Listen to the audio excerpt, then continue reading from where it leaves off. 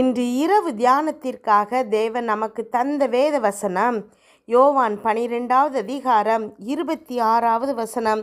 ஒருவன் எனக்கு ஊழியம் செய்கிறவனானால் என்னை பின்பற்ற கடவன். நான் எங்கே இருக்கிறேனோ அங்கே என் ஊழியக்காரனும் இருப்பான். ஒருவன் எனக்கு ஊழியம் செய்தால் அவனை பிதாவானவர் கனம் பண்ணுவார். கிறிஸ்துவுக்குள் பிரியமானவர்களே, தேவனுக்கு ஊழியம் செய்கிறதுங்கிறது மிக மிக பாக்கியமான ஒரு விஷயம். ஊழிய அழைப்பை பெற்று முழு நேர ஊழியக்காரராக இருப்பவங்க மட்டும் ஊழியக்காரங்க இல்லை. கர்த்தர் கொடுத்திருக்கும் விலையேற பெற்ற இரட்சிப்பின் அனுபவத்தை பெற்ற ஒவ்வொருவரும் ஊழியக்காரங்க தான், ஊழியக்காரிகள் தான். விசுவாசிகளால் நடக்கும் அடையாளங்கள் அப்படின்னா வேதத்தில் பதிவு செய்யப்பட்டிருக்குது. ஆகவே கர்த்தரை விசுவாசிக்கிற எல்லாரும் தேவனுக்கு ஊழியம் செய்யணும். அதன் நிமித்தம் உங்களுக்கு மிகுந்த பலன் உண்டாயிருக்கும். தேவன் உங்களை கனம் பண்ண உயர்த்த எப்பொழுதும் ஆயத்தமுள்ளவராக இருப்பார். ஊழியம் அப்படின்னா என்ன? தேவனுடைய இதய துடிப்பை அறிந்து அதன்படி செயல்படுவது தான். இன்றைக்கே நீங்கள் ஒரு நல்ல தீர்மானத்தை எடுங்க. தேவ ராஜ்யம் வளர்ந்து பெருகும்படி ஊழியம் செய்ய ஆரம்பிங்க.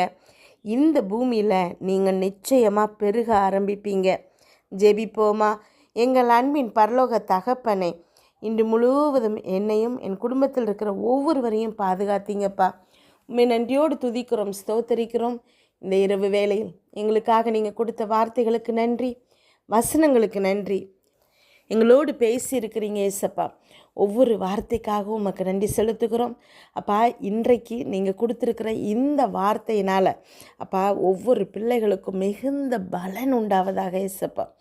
ஆசீர்வாதங்களை பெற முடியாதபடிக்கு ஏகப்பட்ட தடைகளினால், தலைமுறையாக வரும் சாபங்கள்னால அப்பா இவங்களால் எழுந்திருக்க முடியாமல் இன்னும் வேதனையில் இருக்கிற ஒவ்வொரு பிள்ளைகளுக்கும் இன்றைக்கு ஒரு பெரிய மீட்பை நீங்கள் கட்டளையிட்டிருக்கிறீங்க ஏசப்பா.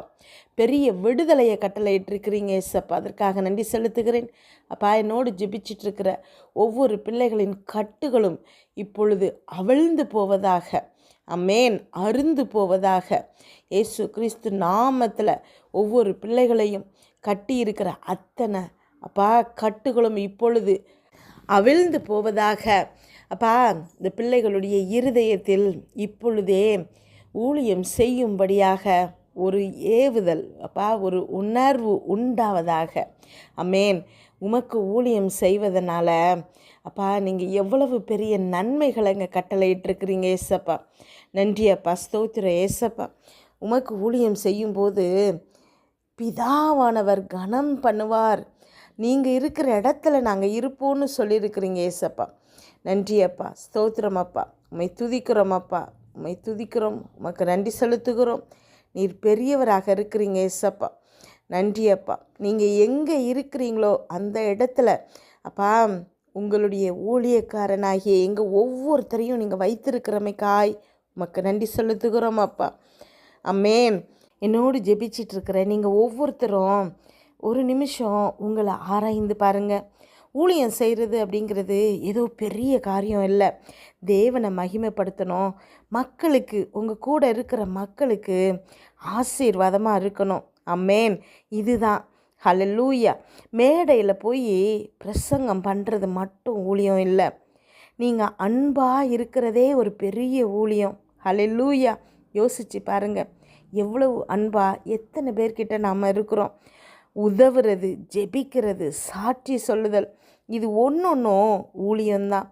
இந்த ஊழியத்துக்கு பலனாதான் தேவன் இன்றைக்கு பெரிய காரியங்களை கட்டளையிட்டிருக்கிறாரு. உங்கள் வாழ்க்கையில் தடைப்பட்டு இருக்கிற அத்தனை விஷயங்களையும் தேவன் செய்ய தயாராக இருக்கிறாரு. நீங்கள் செய்ய வேண்டியது அன்பாக இருக்கிறது மாத்திரம்தான். ஹல்லேலூயா. யாருக்கிட்டையாவது உங்களுக்கு வெறுப்பு இருக்குது, கசப்பு இருக்குது, அதை மாற்றவே முடியலை அப்படிங்கிற ஒரு நிலைமையில் இருக்கிறீங்கன்னா இன்றைக்கு தேவனுடைய அன்பினால், அமேன், அந்த அன்பை நீங்கள் அவங்க மேலே காட்டுறதுனால ஹல்லேலூயா உங்கள் வாழ்க்கையில் ஆசீர்வாதங்களை நீங்கள் சுதந்திரிக்க போகிறீங்க. அவங்களுக்காக இல்லை, ஹல்லேலூயா. நன்றி அப்பா, ஸ்தோத்திர இயேசப்பா. நீங்கள் ஆசீர்வாதமாக இருக்கிறதுக்காக நீங்கள் மற்றவங்க கிட்ட அன்பு காட்ட வேண்டியது அவசியமாக இருக்குது. இதுதான் தேவனுடைய ஊழியம். ஹல்லேலூயா. உங்களால் முடிஞ்ச உதவிகளை மாத்திரம் செய்யுங்க. ஆமென். நன்றி அப்பா, ஸ்தோத்திர ஏசப்பா. என்னோடு ஜெபிச்சுட்டு இருக்கிற ஒவ்வொரு பிள்ளைகளையும் உங்கள் கரத்தில் கொடுக்குற ஏசப்பா.